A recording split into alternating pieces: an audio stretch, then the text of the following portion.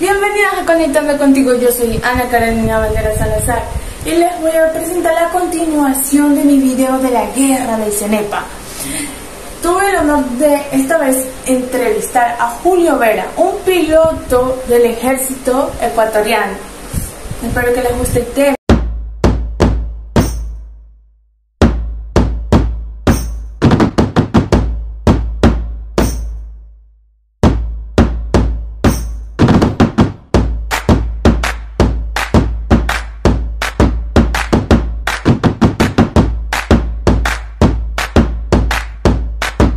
Para continuar, ¿qué cargo usted ocupaba en la guerra del Ecuador en ese tiempo? En la guerra del Cenepa, ¿qué cargo usted ocupaba?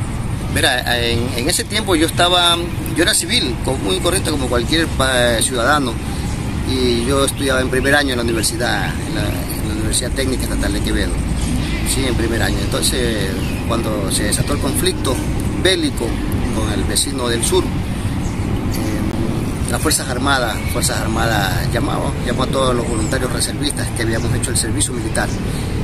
Y yo lo había hecho en el oriente, en la Brigada de Selva número 17 Pastaza, en Fuerte Ibias, en la Chelmena, ¿no? En la provincia de Pastaza. Entonces, como estábamos cerquita ahí en el grupo de Fuerzas Especiales, enseguida, después que llamaron al día siguiente, me presenté, me enfilé ahí en el grupo de Fuerzas Especiales número 26 Quevedo. Y como me vieron en la libreta militar que había hecho el servicio militar en el oriente, en la selva, entonces de una me cogieron y me enviaron a la zona fronteriza, al Cenepa. Sí, esos fueron los... Y bueno, de allí llegamos a la Brigada de Selva número 21 Cóndor, en un sector de Patuca, allí en la provincia de Porota, Santiago. Cuando nos separaron, porque yo en la Brigada de Selva 17 Pastaza, yo pertenecía a la aviación del ejército. ¿A la aviación? Ajá. Entonces cuando nos fuimos ese día de Quevedo, 200 voluntarios reservistas, como nos llamamos, de los 200 compañeros que fuimos, nos llamaron a ver porque los separaban por armas, ¿no? Quiénes habíamos sido de la aviación del ejército. Y habíamos cuatro soldados reservistas de la aviación. Entonces nos separaron y nos enviaron al ala de combate número 21 Cóndor. Y ahí combatimos. Ese fue mi mundo en el conflicto, que gracias a Dios me tocó combatir con la aviación del ejército, con los helicópteros de combate, con los Gacela, que son unos helicópteros franceses, ¿no? Y esa fue nuestra misión específica, era de abastecer a los helicópteros con los misiles. Entonces nosotros teníamos nuestras trincheras y donde teníamos los misiles y los activábamos, ¿no? Le poníamos 6 misiles de aire-tierra en cada lado del helicóptero. Y nosotros esperábamos las coordenadas que enviaban las patrullas de avanzada que estaban en la línea de fuego. Huinza, el Pueblo de los Tallos, Base Sur, Base Norte, La Y, Huangos. Entonces ellos por radio nos comunicaban las coordenadas, donde aproximadamente habían las patrullas peruanas, de más o menos un aproximado de 50 soldados por patrulla. Entonces cuando ya teníamos el conocimiento de causa de las ubicaciones de estas patrullas peruanas, entonces allí salía solamente un piloto en el helicóptero, porque no se podía arriesgar tampoco mucho.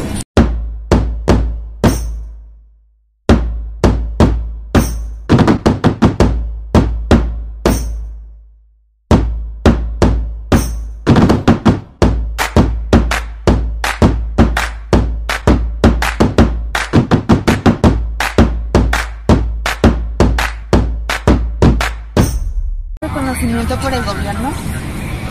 Sí, en ese tiempo Cuando regresamos del conflicto bélico, el Estado ecuatoriano nos dio un bono de guerra de 20 salarios básicos. Era en Sucre, ¿no? En ese tiempo. Nos dieron 1,5 millones de sucres por una sola vez, que salió una ley El gobierno, en estos últimos gobiernos del economista Rafael Correa, se creó la ley de héroes y heroínas. Una ley que tuvo una buena finalidad, pero también tuvo sus pros y sus contras. ¿En qué sentido? De que la ley nació y murió en el mismo momento. ¿Cómo? ¿Por qué? Porque entre sus beneficios dice que para recibir un beneficio económico, un ejemplo, no debe estar remunerado ni pensionado y debe estar en situación de vulnerabilidad. Entonces, la mayoría de los soldados tienen su remuneración, su jubilación, sus pensiones del ISFA, ¿no? Entonces, automáticamente con eso ya no reciben ni un centavo de dólar. Y los reservistas voluntarios como nosotros, para recibir ese beneficio, un salario básico mínimo vital, que actualmente ya va a ser de $450, debes estar en situación de vulnerabilidad, calificado por el MIES. Entonces, nadie somos pordioseros, porque para ser vulnerable prácticamente tiene que vivir en la calle y, como dice el término, estar en ese estado de vulnerabilidad que tiene que tener máximo 29% de pobreza. Entonces, la mayoría tampoco nos recibimos ese beneficio, porque eso lo califica el MIES y ese trámite hay que hacerlo en el ISFA y el Ministerio de Finanzas. Entonces, actualmente están tratando de hacer una reforma a la ley en la Asamblea Nacional, pero están en dimes y diretes y no sabemos en qué ir a parar. Y el resto, ni agua. Entonces, ¿y las familias de los combatientes que murieron tampoco tienen ayuda? Sí, hay unos que sí, la mayoría sí les han reconocido.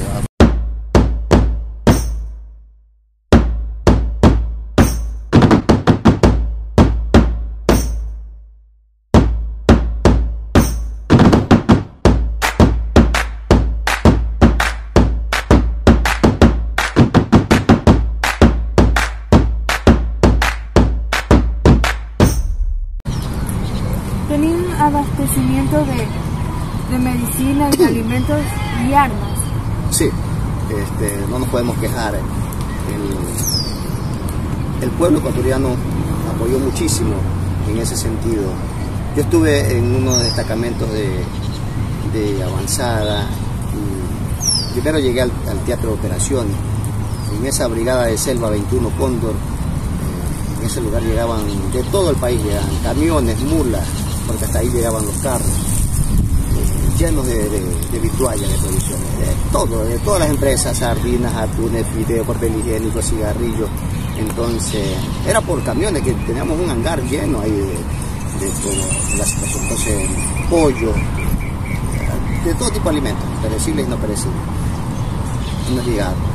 Entonces, por ese lado hubo un canal de abastecimiento bueno, que no nos faltó a nadie.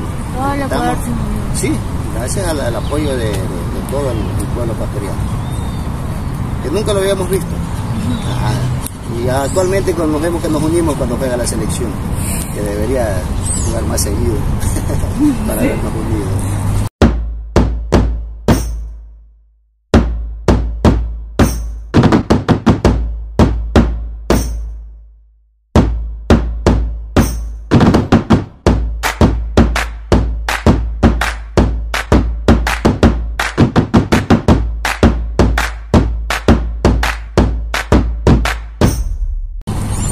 ¿Qué significa la palabra body? ¿Y usted la aplicaba en el ejército? Claro, por supuesto. Body es un término militar cuando se lo usa con el compañero, el amigo, el hermano. Ese es el de confianza, siempre en el mundo militar. Y ese es lo máximo para mi body, es la persona de confianza del soldado. Sisto Durán Ballén. ¿Qué piensa de esa frase ahora que la comentamos? Realmente que fue algo muy emotivo, muy emocional, porque nos inyectó en hecho, ¿no? De que vimos que teníamos el apoyo de todo el pueblo ecuatoriano en estos momentos decisivos. Y fue algo tan inolvidable esta frase que se hizo universal, sí. hasta la actualidad, ¿no? El sí se puede.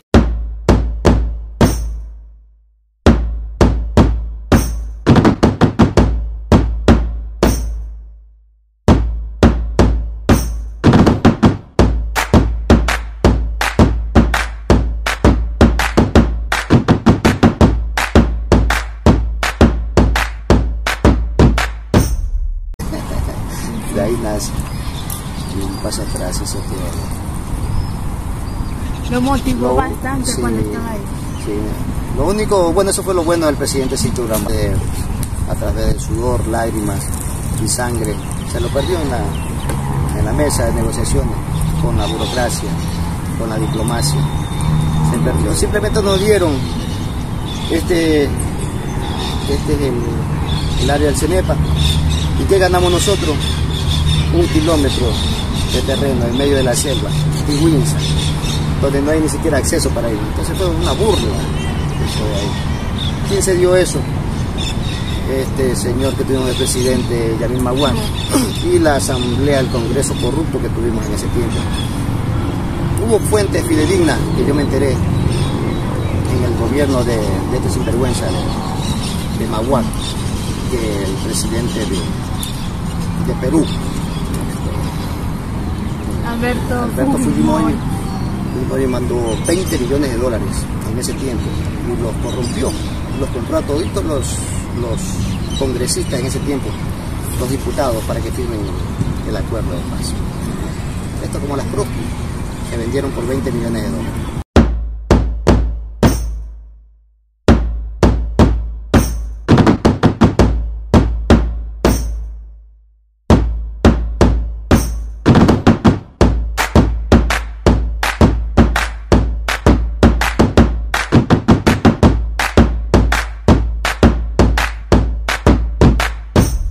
¿Dejó una secuela en usted?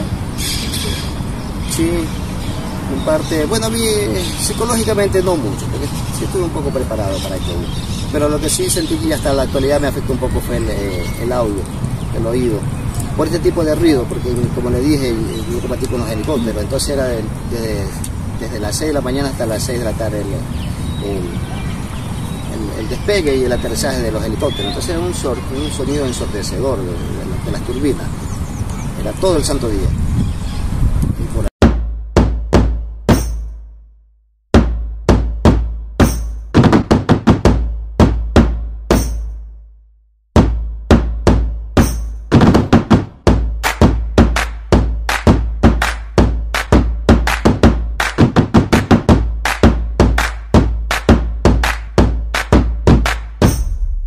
febrero, que fue catalogado por los medios de comunicación como miércoles negro. Ese prácticamente fue la historia que le conté donde hubo la emboscada, donde cayeron estos soldados, que fueron unos aspirantes a soldados. Entonces ellos ingresaron al sector de la Y y esa semana hubo un cese al fuego. Entonces, bueno, por inexperiencia también nuestra de aquí del ejército nos confiamos, pero estos peruanos no respetaron el cese al fuego. Entonces, ahí fue que cayeron esta patrulla de compañeros. Sí, en ese tiempo estaba de comandante del Teatro de Operaciones el general Paco Moncayo, un hombre que también nos ha decepcionado también a toda la tropa, ¿no? Él se ha beneficiado personalmente prácticamente, y todo su círculo de amigos de oficiales, pero se olvidaron de nosotros. Con esto no se va a olvidar de la tropa, sí. Son unos tipos vivos, ellos solamente se lucran nomás y luchan por sus intereses personales.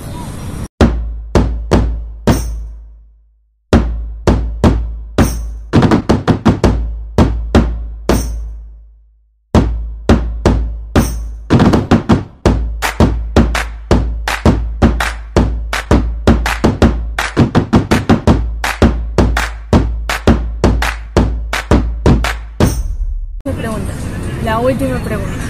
¿Qué piensa usted del presidente de Perú, bueno, expresidente de Perú, Alberto Fujimori, y su estrategia para atacar al Ecuador y su estrategia de atacar en el miércoles, donde estaba cesado? Este hombre realmente fue un mentiroso. Desde que empezó con la mentira.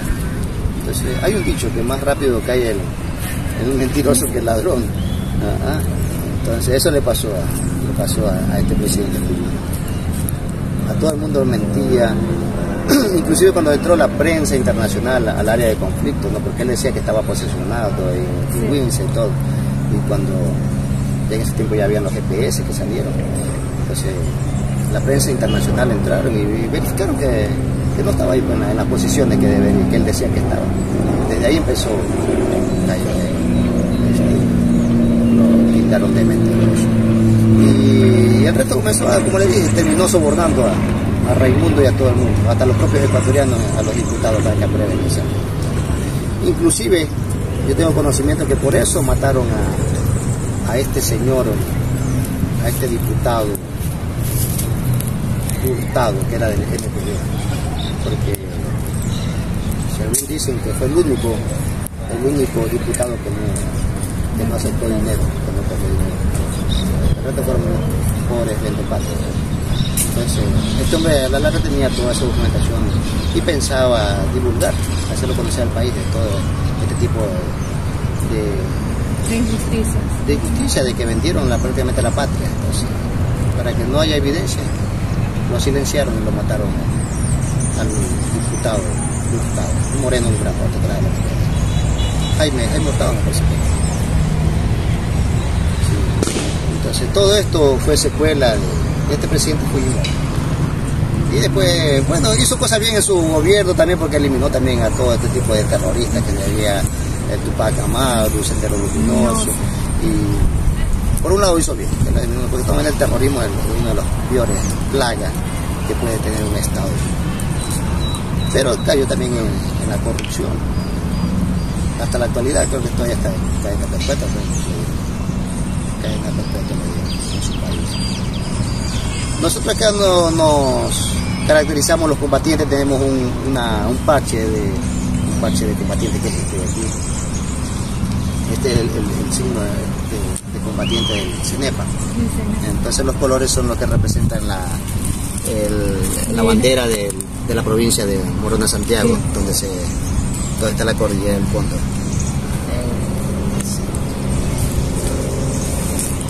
Entonces son recordatorios bonitos. Esto ya muerto.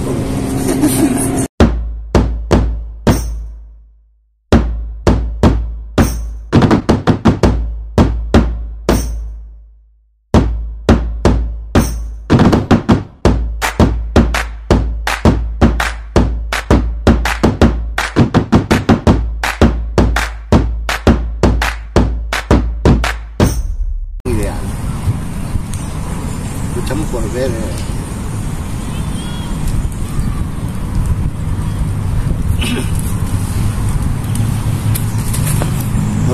grande a nuestra patria, sin ningún interés de nada, pero todavía abrigamos esa esperanza de verla grande, pero lamentablemente los poderes económicos y políticos nos tienen como estamos, subdesarrollados, cuando deberíamos ser potencia económica mundial y aquí en Sudamérica. Y no pierdo la esperanza, antes de morirme quiero verlo en Ecuador, así de grande, pero todo tiene solución. Yo siempre digo que hay que empezar de cero. Si queremos hacer un cambio tenemos que empezar por nosotros mismos. Y tenemos la oportunidad, tenemos que cambiar a los niños, empezar cambiándoles la mentalidad.